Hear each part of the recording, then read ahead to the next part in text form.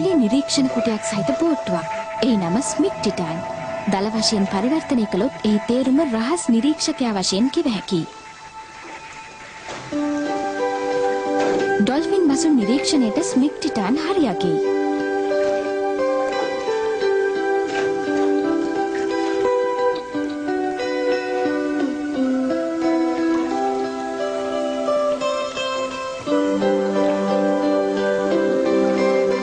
එක පොදියට පීනමින් මේ එන්නේ දඟර ඩොල්ෆින් මසුන් 8 දෙනෙක්.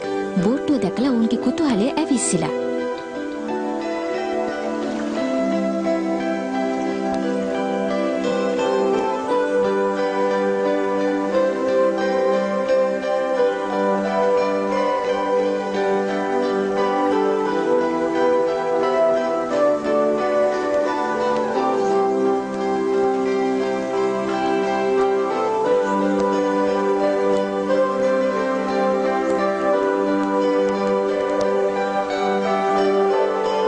ස්වල්ප වේලාවකින් ඔවුන් බෝට්ටුව අමතක කොට දියව කරා ඇදී යනවා.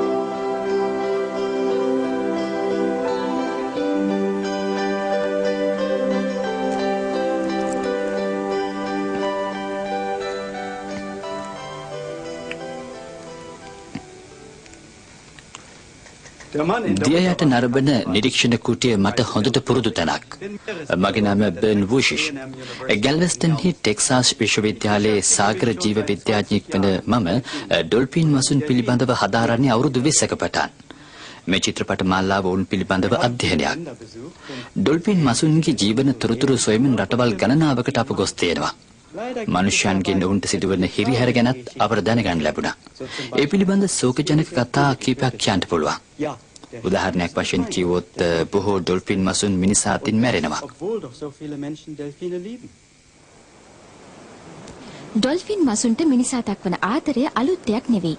ඒ ගැන ලියවුණු සුරංගනා කතා, පුරාවෘත්ත හා ගීත ලෝ පුරා ප්‍රචලිතයි.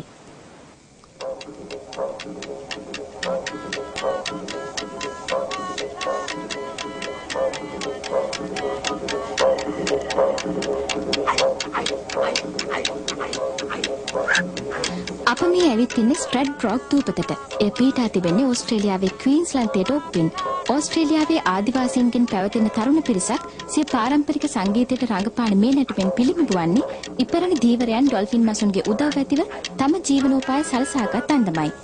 මුලින් ධීවරයන් තම හෙල්ල වලින් දියට තට්ටු කරනවා ඩොල්ෆින්ගේ අවධානය යොමු කර ගැනීමට. ඉන්පසු ඩොල්ෆින් මසුන් ධීවරයන් රැඳී සිටින වෙරළ දෙසට දියඹේ සිටින මසුන් පන්නාගෙන එනවා.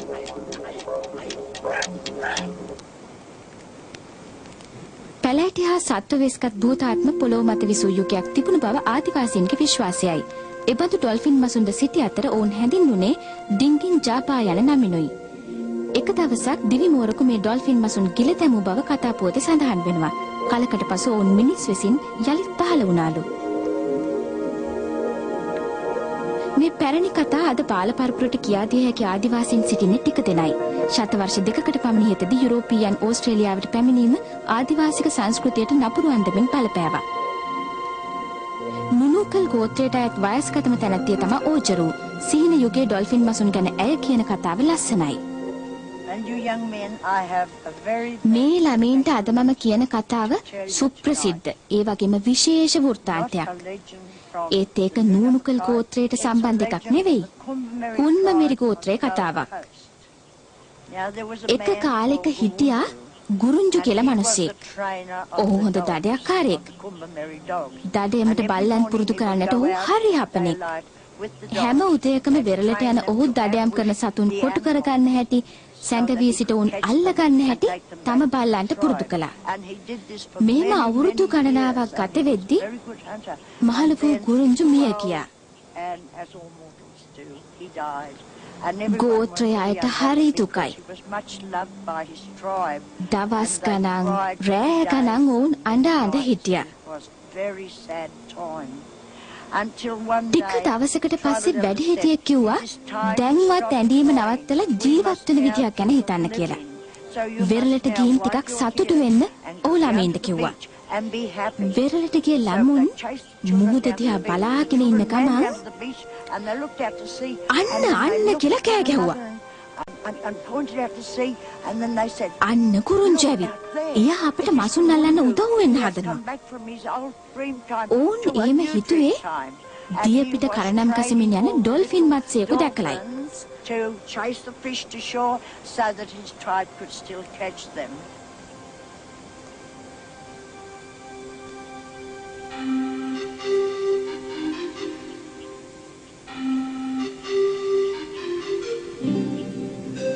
මීට සමාන කතා අද නැගෙනහිර අප්‍රිකාවෙන් හා දකුණු ඇමරිකාවෙන් අසන්නට ලැබෙනවා. බ්‍රසීලයේ රියෝ ද ජනයිරෝ නුවරට දකුණින් ඇති කුඩා නගරය ලැබුණා. සැන්ටෝ ඇන්ටෝනියෝ කලපුව පිහිටේ ඒ අසලයි. ජෝකින් මාටින් දේවරයෙක්. ළමා කාලේ පටන් ඔහු බයිසිකලයෙන් බෙරළට ගියා මසුන් අල්ලන්නට. ඔහුගේ පියාත් සීයාත් දේවරයෝ.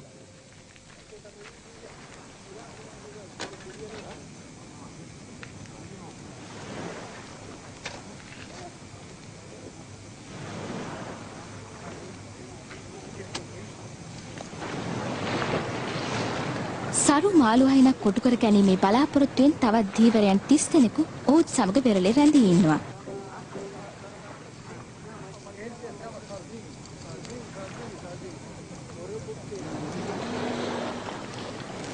පියවරු තම ධීවර අත්දැකීම් පුතුන්ට දායාද කර දුන්නා.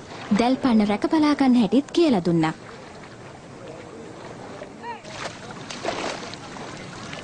ඒ උදය කාලයේ අල්ලාගත් මසුන්.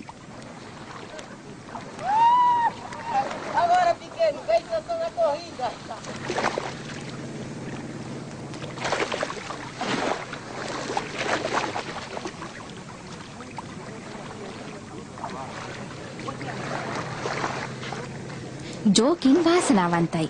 ඔහුගේ තැලට මසුන් දෙදෙනෙකු අසු වෙලා.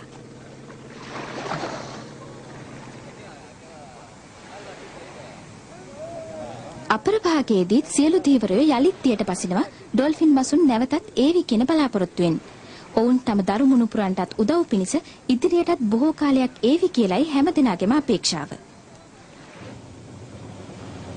නේපල්ස් බොක් ඇතුළු මධ්‍යතරණයේ මුහුදාවට පෙදෙස්වල ජනතාව අවුරුදු 10 ගණනක් තිස්සේ ධීවර කර්මාන්තයෙන් නිරතව සිටිනවා.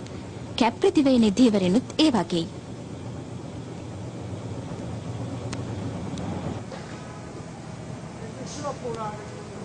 අවාසනාවකට වගේ පහුගිය අවුරුදු 30 තුල අල්ලා ගන්නට මසුන් නැතිව ගියා. ඩොල්ෆින් මසුන්ද යන්නට ගිහින් ධීවර බෝට් දැන් සංචාරකයන්ගේ පාවිච්චියට සීමා වෙලා.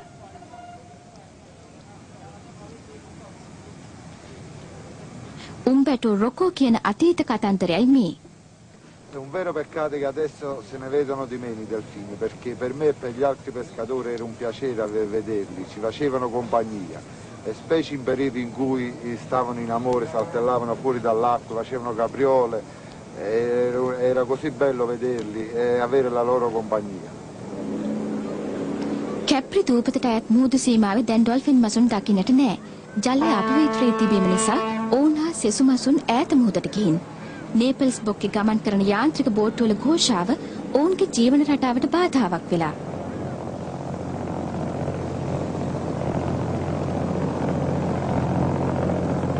කැප්‍රි දූපතාවට මුහුදේ මසුන් නැත්තටම නැති වී ගොසින්. දීවරයන් දැන් මොනවද කරන්නේ? ඔවුන් දූපතේ සංචාරක හෝටල්වල සේවකයන් වෙලා. උම්බැටෝ සමහර වෙලාවට තම බෝට්ටුවෙන් තනිවම දිවඹට ගිහින් දැලේලා බලනවා. ලොකු තැලක් තිබුණත් අසුවන්නේ මසුන් දෙතුන් දෙනෙකු විතරයි. කවදාරි ආයෙත් මසුන් හා ඩොල්ෆින් මිතුරන් ඒවි කියලා ඔහු රහසින් තමාටම කියා ගන්නවා.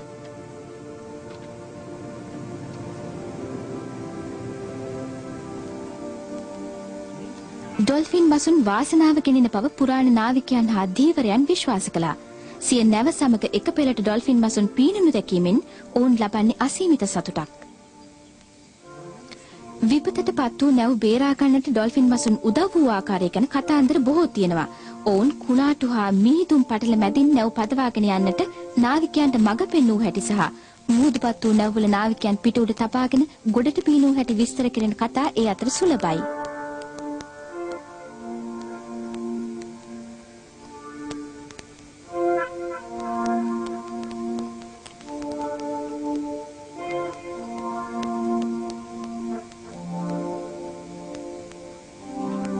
ඩොල්ෆින් මසුන් මැරීම දැඩි ලෙස තහනම් වූ ක්‍රියාවක්. පුරාණ ග්‍රීසියේ එය මරණ දඬුවම හිමි වන වරදක්. එය ඩොල්ෆින් මසුන් පිදුම් ලැබූ හැටි දක්වන නිදර්ශනයක්.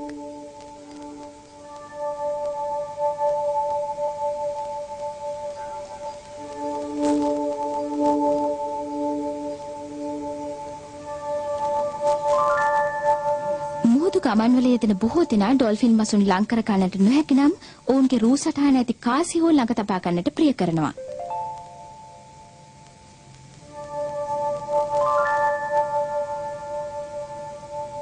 ඩොල්ෆින් මසුන් හිඟවීම කනගාටුවට කරුණා.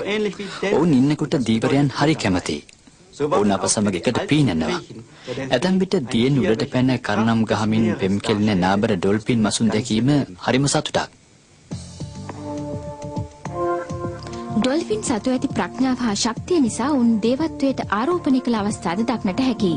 සියුස්ගේ පුත්‍රයා වූ ඇපොලෝ ඩොල්ෆින්ගේ හැඩරූ සහිත ඩෙල්ෆින් නැමැති දැවැන්ත සත්වයෙකු සමග සටන් කිරීමෙන් පසු ඩෙල්ෆිනියෝස් හෙවත් ඩෙල්ෆින් දෙවියා යන නම ගත් බව ග්‍රීක දේව කතාවලින් පැවසෙනවා. ඩෙල්ෆිනියෝස්ගේ ස්වරූපය ඩොල්ෆින්ට සමාන බවක් දක්වා තිබෙනවා. ඩෙල්ෆි දේවස්ථානයේ ඇපොලෝ වෙනුවෙන් කැප වූවක්. ඒ අනාගත වාක්‍ය කියන ප්‍රඥයන් ගැන ප්‍රසිද්ධියක් උසුලන තැනක්.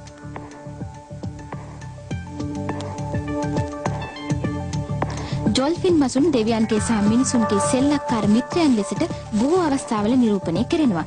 නීරියස් නම් මුහුදු දෙවියාගේ දියණියන් වන නිරෙඩ්ස් ඩොල්ෆින්ගේ පිටේ නැගී ගමන් ගිය බව පැවසෙනවා.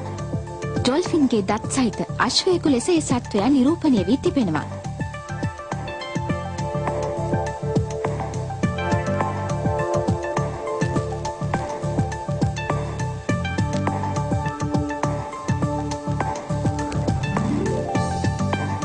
ඩොල්ෆින් මසුන් මියගේ අයට තනි රකින්න බවටද විශ්වාසයක් තිබෙනවා. මලවුන් පාතාල ලෝකයේ රාජ්‍යයන් වෙත නිරුපද්‍රිතව රැගෙන යන්නේ මොවුන් විසින් බව පැවසෙනවා. සැඟවී සිටීමට අවශ්‍ය වූ කල මුහුදු කොල්ලකරුවන්ද ඩොල්ෆින්ගේ වේශය ගන්නා බවට විශ්වාසයක් පවතිනවා.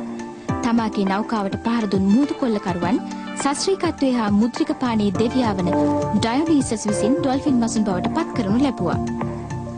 ඩොල්ෆින් මසුන් විචිත්‍ර ලෙස නිරූපිත සම්භාව්‍ය පුරාවස්තු ක්‍රීට් දූපතේ නොසස් මාලිගයේ දක්නට ලැබෙනවා.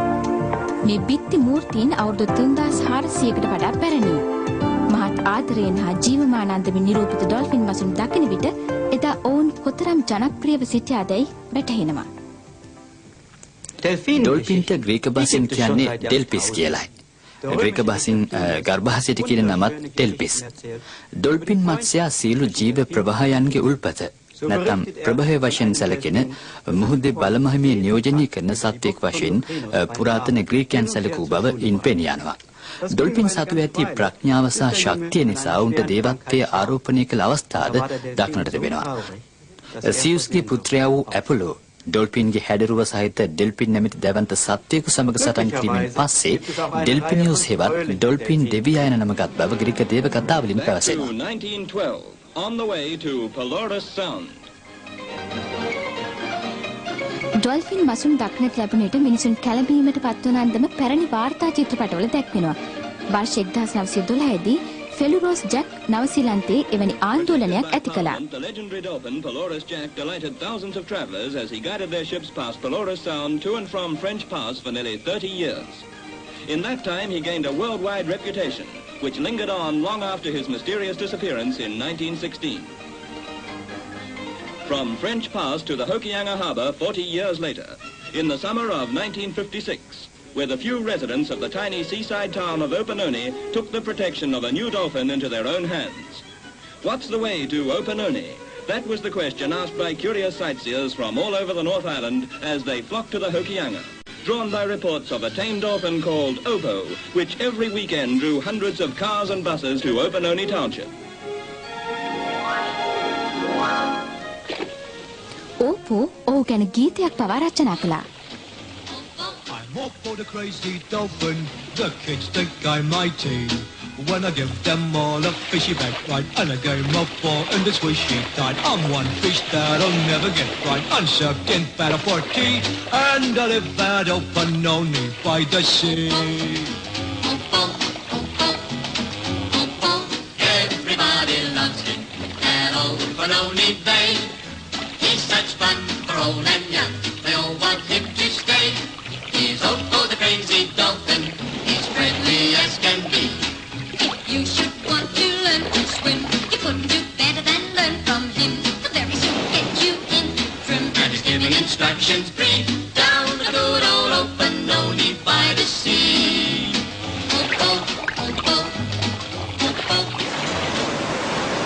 ඩොල්ෆින් මසුන් වෙරළ කිට්ටුවටම එන තැනක් තියෙනවා බටහිර ඕස්ට්‍රේලියාවේ. ආදිවාසීන් එතනට කියන්නේ මංකි මියා කියලයි. ඩොල්ෆින් මසුන් දැක ගන්න දෙන සංචාරකයන් නිසා දැන් එතන කුඩා ගමක් බිහි වෙලා.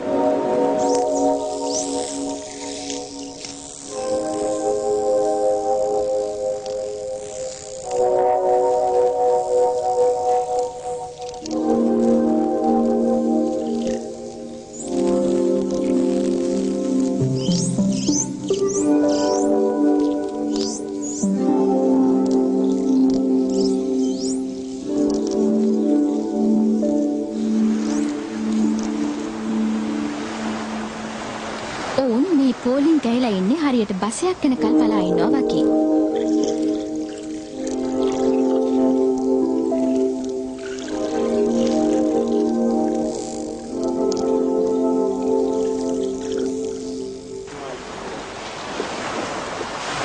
කවුරුන් කායනතුරු බලා ඉන්නවද කියන ප්‍රශ්නේ පැන නැගිලා වගේ.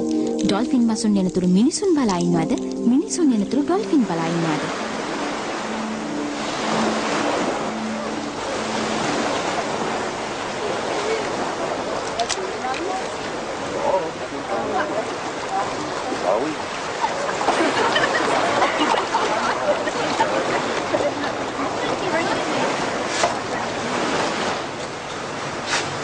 ටොම් ඔහු මංකිමියා පාලක නිලධාරීන්ගෙන් කෙනෙක්. ඩොල්ෆින් මසුන් ඔහු ප්‍රිය කරන එක පුදුමයක් නෙවෙයි.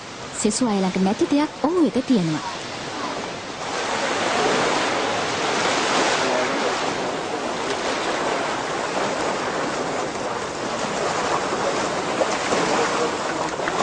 ටොම් අතේ ඇති බාල්දියේ තියෙන දේ dolphin මසුන් හඳුනනවා.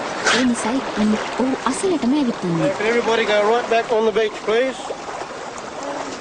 Right back on the sand.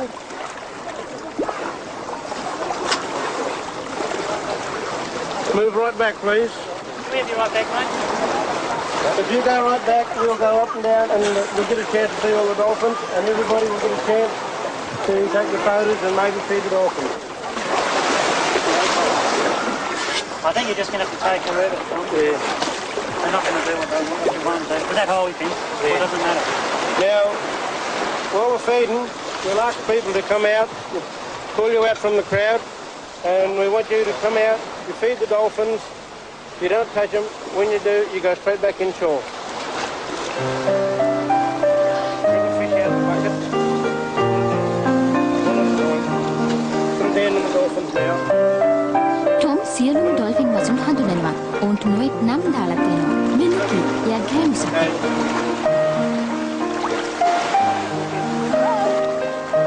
මෙයා පක් ගැටවර වයසේ කෙනෙක්. ඔවුන් හැම එකෙකුම වෙන්වෙන්ව හඳුනා ගන්නට පාලක නිලධාරීන්ට පුළුවන්. හැම ඩොල්ෆින් මත්ස්‍යයාගේම පසුපස වරල තවත් එකෙකුට වඩා වෙනස් ලෙස පීඩා තිබීම නිසා ඒ කාර්යය පහසුයි.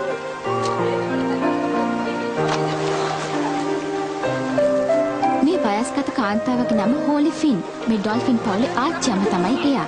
ඇගේ පිටේ සුදු ලප තියෙනවා. හිරු රශ්මියට හැම දැවී ගිය තැන් වගේ. ඔහේ හරි අතරමං වෙලා සිටියදී දැඩි හිරු රසින් පීඩා විඳලා තියෙන හැඩයි. ඇය තම දරුමුණුපුරන් සමග පසුගිය අවුරුදු 25 තිස්සේ මෙතනට එනවා ආහාර ලබා ගන්නට. අද ඉන්නේ ඈ විතරයි. පවුලේ සෙසු අය ටිකක් ඈතට වෙලා ඉන්නවා. ඒගොල්ලන් තමන්ගේ ආහාරය සඳහා මසුන් දඩයම් කරනවා. ඩොල්ෆින් සුරතලුන්ට වැඩිපුර කෑම නොදෙන්නට පාලකයන් පරිස්සම් වෙනවා. කෑම සොයා ගන්නට ඔවුන් පෙළඹවීමටයි එහෙම කරන්නේ. ඩොල්ෆින් මසුන් නැරඹීම හා ඔවුන්ට කෑම දීම මුදල් වැය වන කාර්යයක්. මේ පැමිණෙන සංචාරකයන් ඒ බර පැන දරනවා. මේ හුදකලා තිප්පොලේ ලොකු හෝටලයක් හැදීමට සූදානමක් තියෙනවා. ඩොල්ෆින් මසුන් නැරඹීම සඳහා වැඩි පිරිසක් ගෙන්වාගෙන වැඩියෙන් මුදල් ලිපීමයි එහි අරමුණ. දේශීය ජන කොටස් අතර උග්‍ර මතභේද ඇතිවීමට මේ සිද්ධිය හේතු වෙලා. ඒ කෙසේ වුවත් හෝලිෆින් ආච්චියම මෙතන කටයුතු හොඳින් බලා කියා ගන්නවා. විනාඩි 20කින් පසු කෑම දෙන වෙලාව අවසන් වෙනවා. ඩොල්ෆින් මසුන්ද නොපෙනී යනවා. සංචාරකයෝ බලාගෙන ඉන්නේ ඊළඟ ඩොල්ෆින් සංදර්ශනයේ ආරම්භන තෙක්. මෙන්න නැවතත් මම ස්මික් ටීටාන් හෙවත් රහස් නිරීක්ෂකයා තුළට වැඩි හවායි දුප්පත් වලින් ඔබ්බෙහි දියට රඟන දඟර ඩොල්ෆින් මසුන් අතරට ගිහින්.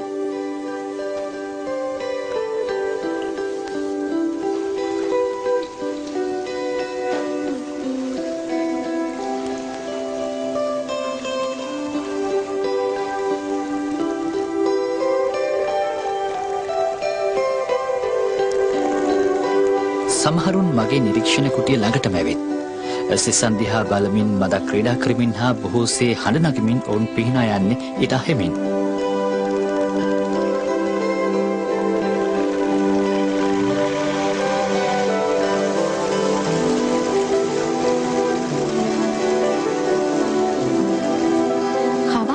දියයට සිටින ඩොල්ෆින් මසුන්ට ලංවීමට මේ වගේ බෝට්ටුවක් තියෙන්නට ඕනේ. ඒ ඉතා පරිස්සමින් කළ යුතු වැඩක්.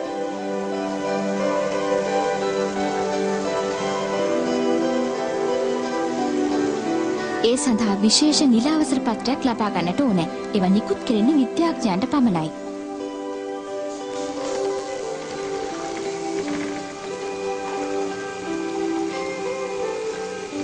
දැන් අප පැමිණි කාර්යය හමාරයි. දියයට බලන නිරීක්ෂණ කුටිය දැන් බෝට්ටුව ඇතුළට ඇද ගන්නට පුළුවන්.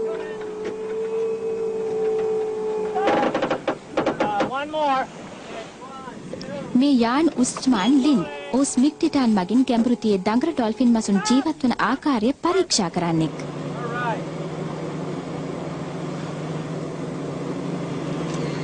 සංචාරකයන් විශාල සංඛ්‍යාවක් පැමිණ ඩොල්ෆින් මසුන්ට මෙතරම් සමීපව ගැවසීම ගැනත් මසුන් විවේකීව පසුවන කාල සීමාවල ඔවුන්ට බාධා කිරීම ගැනත් හවායි ජනතාව දැඩි අවධානයකින් ඉන්නේ.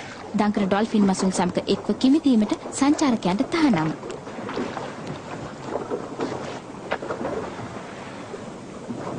බෝතලයක් බඳු නාසයක් ඇති විශාල ඩොල්ෆින් මසුන්ට වඩා ප්‍රාණවත් හා ක්‍රියාශීලී ස්වරූපයක් දඟර ඩොල්ෆින් මත්ස්‍යයන් කෙරෙහි දක්නට ලැබෙනවා. ඔවුන් අහස දෙසට පැන කරනම් ගසන විලාශය දුටු විට ඔවුන්ට දඟරයන් යන නම ලැබුණු සැටි හිතා ගන්නට පුළුවන්. දැන් ඔවුන් ගැඹුරු මුහුද දෙසට ඇදී යනවා.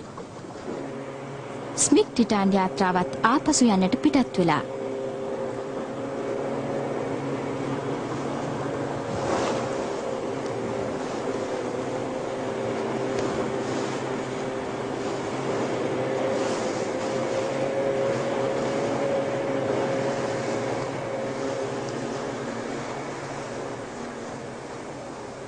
දඟර ඩොල්ෆින් මසුන් පිළිබඳ තවත් තොරතුරු ඉදිරි කතාංගයකින් කීමට අප බලාපොරොත්තු වෙනවා.